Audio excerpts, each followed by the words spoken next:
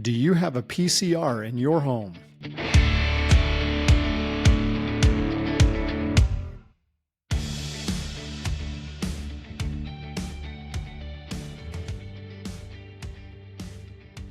Somebody's going to make a comment about my hearing, but no, Mr. Crandall, I do not have a VCR in my home. I used to have several. We don't even have a DVD player in my home. Which is crazy. You asked me if I had a VCR in my home. No, I actually asked if you had a PCR in your home. But the VCR thing, I don't have a VCR. Do you know anyone that has a VCR anymore?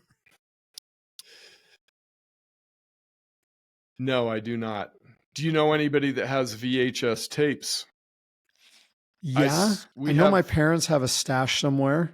We have a stash of home videos that we took, and some we've changed to digital. Yep. I remember when our family first got a camcorder.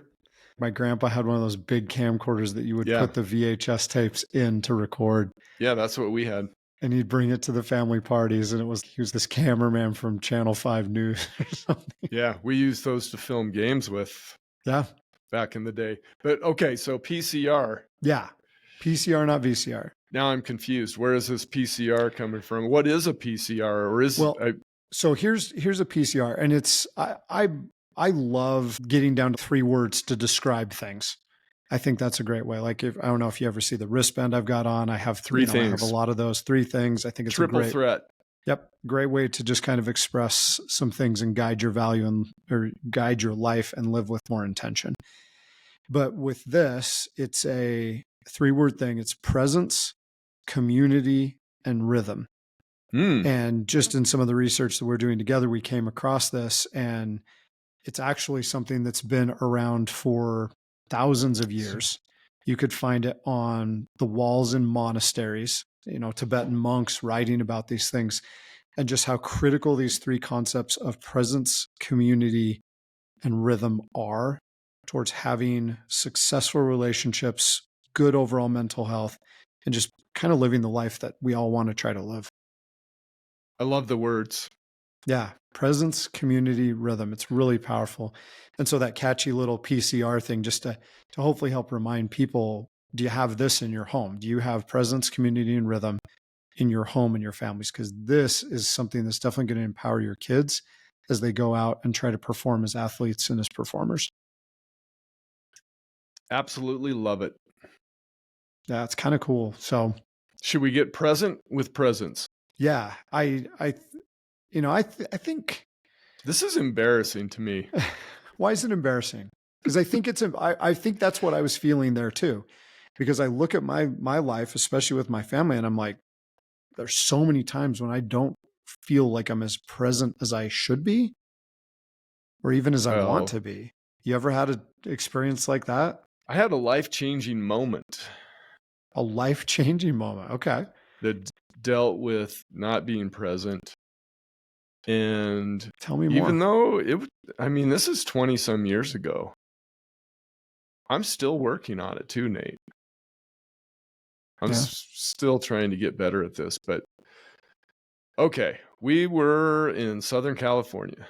My wonderful wife of 38 years is from Orange County. And so we would make the annual trek to California. And I was used to doing that too. As a kid, we would travel to several states away to California. And so beaches, amusement parks, cousins, all that stuff that was a fun part of our summers.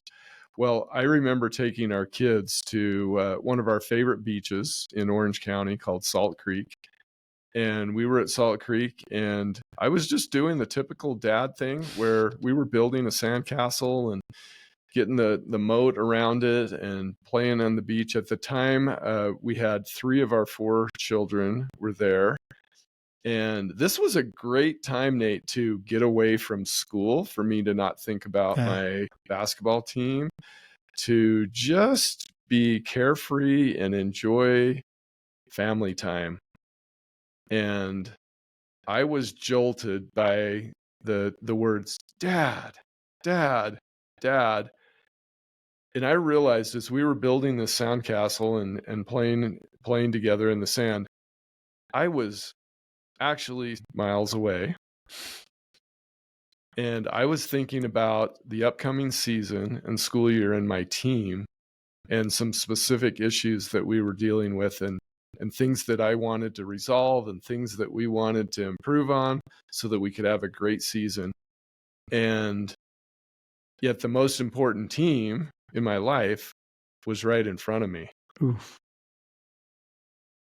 And I was not present. And I would imagine that that moment had happened before. Mm-hmm. For some reason, that moment was particularly powerful to me.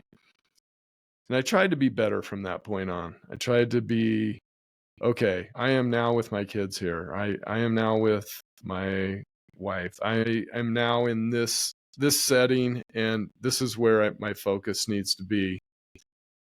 This is really challenging for me because and like you, I know it's challenging for you too. Yeah. We're involved in a lot of things. We are connected to a lot of people, and we like to help. We like to serve. And it's easy to ignore what we're doing in the present moment because we're focused on this awesome thing that we're going to do next. Yeah.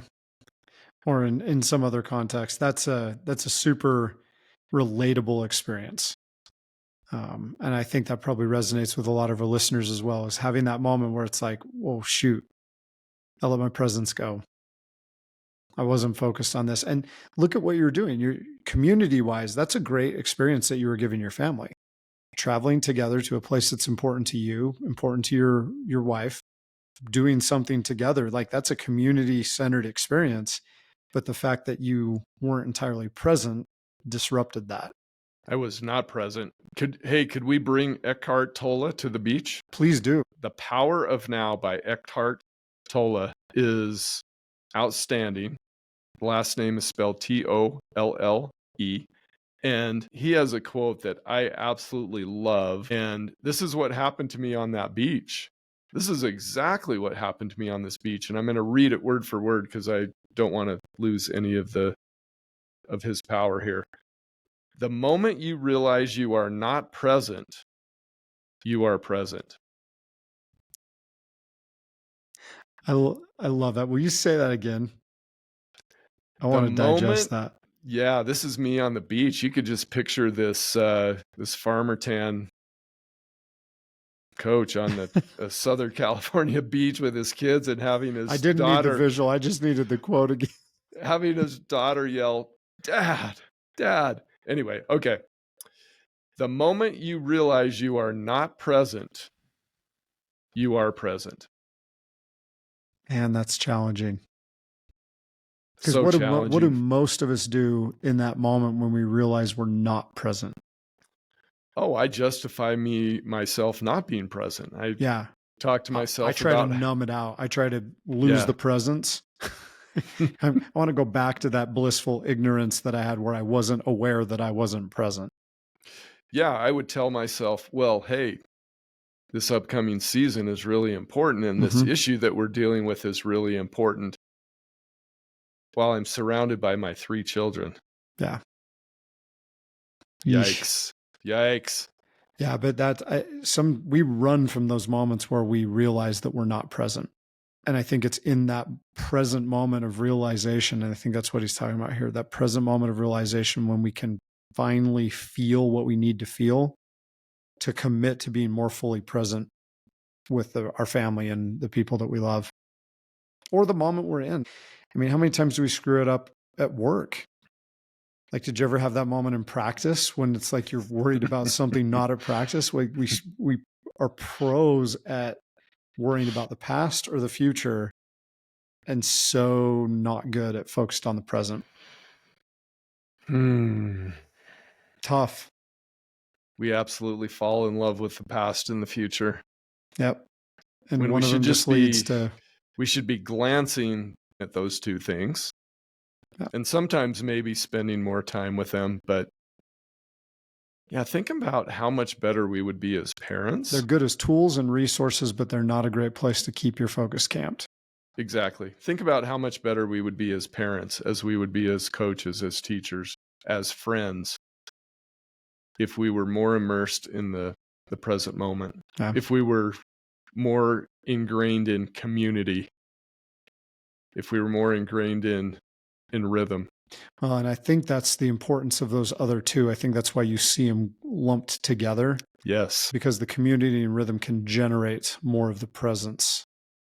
Like you being in that moment, even though you weren't necessarily in that moment, but to have that community moment helped you have the realization about the presence that you needed. So let's talk about community and rhythm. Yeah. How do you see community fueling that?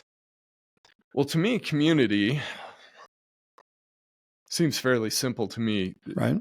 You're engaged in groups, causes. I mean, maybe it's overused, but together everyone achieves more. It's a team thing. You're united in something that you believe in, something you stand for. And I think that's kind of the next level of it. It's not just being around people, it's being around people unified towards something, working for a common purpose, or showing up somewhere with, with this is why we're here. There's a reason behind it. Like the family on the beach together. You're there to be together. You're there to celebrate, to wherever. It's part of the power of funerals when we have them is the community. We come together to celebrate the life of somebody that we've lost. Yeah. I have a recent story I think fits right with this, that I was recently connected with a group of teenagers who were creating meal kits for underprivileged kids at some inner city schools. I thought one thing that was really awesome was the leader actually brought the story. They kept the kids anonymous, but they were telling the story of 2 or 3 real children. So these are kids that sometimes go without food. They're living in really challenging family situations.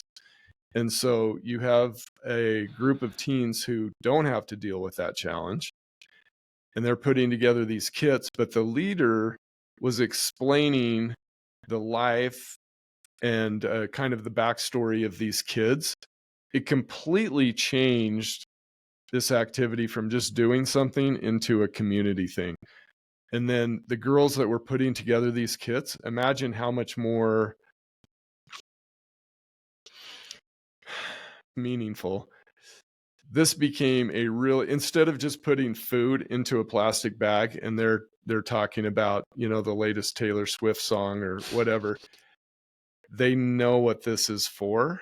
Anyway, there was some real, I guess bonding is the word that I was looking for. Yeah. That it created a bond with them and with these kids that they didn't even know, but they're thinking, wow, this is going to help these underprivileged kids. Yeah. So I think of groups, I think of teams, and I think you hit on a key point. There's a purpose. Coming together for a common purpose generates that sense of community that really does fuel better presence and better positive outcomes. How about rhythm? What's the role of rhythm in this? Well, when I think of rhythm, I just naturally think of music, and it's more of sometimes I don't just notice great rhythm. It's more of I notice when there's not so great rhythm. Right. Like when I'm trying to dance, then there's not such a great exhibition of rhythm. But I think of smooth. I think of routines. Yeah. Like trusted routines and cycles that we have. So if you're thinking of this for teens, these are things they can count on in your family, things they can count on in your parenting and the coaching you're doing with them. They can trust that these things are going to happen. I think we involve time here probably, where we know that there's going to be maybe there's certain days of the week, certain times. So what do you think of? Well, those are critical. I love the music analogy too, because you think rhythm, and part of what we love about dancing, you look at teens and when you the school dances and how they just have these giant mosh pits and they love it for some reason. Like it just boggles my mind. But the more you think about it, it's more about the feeling that comes from coming together with other people and moving in synchronicity. They're moving Ooh, together. And it's that feeling of being part of a group that's moving forward together. So very much related to community, but now you place a beat to it. And there's a rhythmic thing where everything's happening in sync with the people around you. wow, synchronicity, 5-syllable word. You Thank you. probably Thank also you. didn't know that you just dropped one of the great albums by the Police from the 80s. Synchronicity. Synchronicity. Beautiful. Love that song, love that album. I love how much you love music. But to me, like the biologist in me thinks circadian rhythms. How much of Hmm. our overall physical health, even our mental health and emotional health, revolves around having good circadian rhythms, waking at at a similar time, going to bed at a consistent time, setting our circadian rhythms by seeing light in the morning. And there's tons of nerdy research that everybody's into right now about these things and doing some of these routines and rituals to help build your overall health. What's your do you have a circadian rhythm routine in your Right life? right now I do, just because I'm up, I have to be up and teaching a class that starts at 6:15 every morning. So right now I'm usually up about 4:45, and it's very routine. And so even though it's early, it's a routine and I can hit that. Yeah. What else? I mean, what else? What do you have That another one, route? relationship wise, my wife and I go on a weekly date. And this is, we're both on a second marriage. And so when we first got married, we were okay, how can we make this marriage great? How can we do things really well? And my wife had this wonderful idea of let's do a weekly date night. And we've been married for over 16 years now. And we've only missed a handful of weekly date nights over the course of those 16 years. And it's done so much to bless and benefit our relationship. Just having that rhythm of every Saturday night, this is what we do. And it gives us a time to come together. And it's powerful. Like I very, very much believe that's made a huge difference in our relationship. It no doubt has. Yeah. And I think that kind of, highlights this and brings that all together. It's that presence, community, and rhythm. When we're in rhythm, it's easier to show up and be present. When we're in rhythm, it's easier to show up with the people we're around and know why we're there and be there with a purpose. And I think parents would probably, I would love to get into some challenges that maybe we could give them to help create a little PCR in their homes. Let's do it. Let's do some challenges, some invitations, some tips. Okay. You want to Just start us some, off? yeah, just one really quick to start out with. And we could probably do a whole episode on this one, but we'll just hit it quick. Commit to having 10 minutes of uninterrupted device free connection with your kids every day. And this could be hard to squeeze in around practices and performances and all the things that everybody's doing. But figuring out what that needs to look like for you and your kids to make it happen is key. It doesn't have to look one certain way, but are you present, building community, and doing it on a routine basis? Love it. I would encourage parents to find some quiet time. And this can be extremely challenging in our noisy, busy, wear the badge of busyness world. Yeah, this is something that I have done, is trying to find 5 or 10 minutes of quiet. And I often need to schedule this. So this could involve meditation. This could involve prayer. This could involve what I call no headphone walking. And that's challenging for me because I love to listen to podcasts. I You love to love your listen to music books, too. and I love to listen to music too. I also do some backyard solitude and often do this with my dog Scout, and she's actually a great example for me because she can just go out in the back, sit on the patio or sit on the lawn and just any season of the year, just look around and just be in the present moment. and just be quiet. No phone, no agenda. Just find some quiet time. What do you got next? Just to bounce off one of the things you said, that walk, the headphone-free walk, do that with your teen and just focus on listening. We've got the tool, the QOC, that we have available through what we do. What is the QOC? It's the question-only conversation. It's just a free tool that we have available on our website where people have the opportunity to go through it and set up some questions just to have a great conversation with their kids, and just going for a walk and just asking them questions and then listening to their answers is just a great way to do this. Right.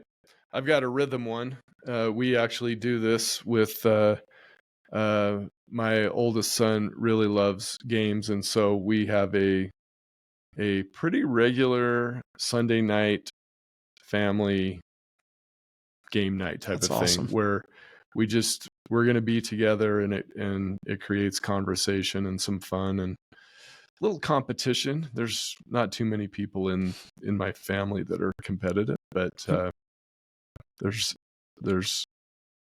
a few of us that are. Yeah. I would imagine there are a little bit of competitive juices that come out there. Yeah. But it's all healthy. It's all good. Yeah. Well, and that's fun. Like, that's part of the routine. That's part of the community, is competing within the community in a healthy, beneficial way. That routine one, anytime you can have some kind of thing like that, where you come together once a month and do something, you go to a movie together as a family, a play together as a family, you do a service project together as a family, something like that. That's another great one that parents can incorporate and start with their families. Awesome. PCR, presence, community, rhythm. Parents, we encourage you to go out and purchase a PCR. On behalf of Steve Galley, I'm Nate Crandall, and we thank you, our loyal listeners, for tuning in to this episode. If you love what you're learning from the Stop Parenting and Start Coaching podcast, we would appreciate it very much if you would leave us a 5-star review and some glowing comments. We also encourage you to share this episode with your friends and family who are parents of athletes and performers. And if you want to explore further and see what Steve and I are creating to help thousands of parents, athletes, and performers, please visit our company's website at createtransformbecome.com. That's createtransformbecome, all one word, .com. There you'll find a growing number of resources to help you elevate your performance. Thank you again for your support, and we encourage you to create a magical relationship with your athlete and performer.